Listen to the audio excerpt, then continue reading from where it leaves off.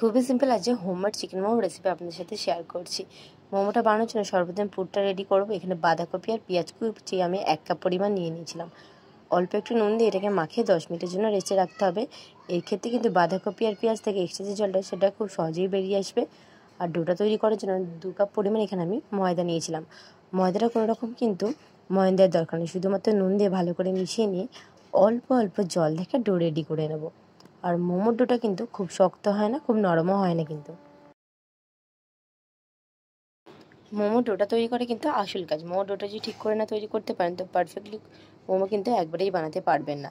ডোটা একটু শক্ত করে কিন্তু মেখে নিতে হবে। উপর দিয়ে অল্প একটু তেল মাখিয়ে আধা ঘন্টার জন্য রেস্ট রেখে দিয়েছিলাম।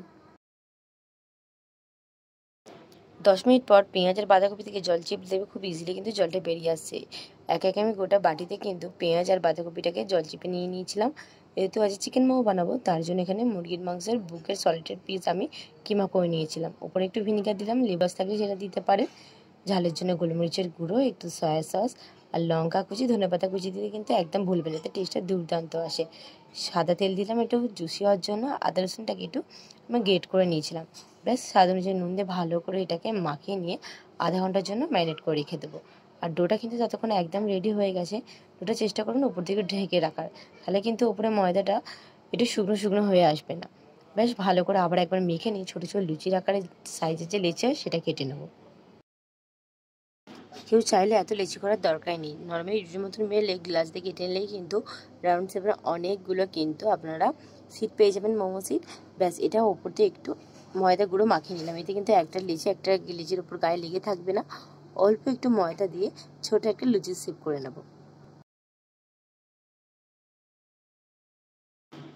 এটা কিন্তু বেলতে হবে খুব সাবধানে, খুব মোটা যেন না হয়, আর সাইডগুলো একটু যেন পাতলা থাকে।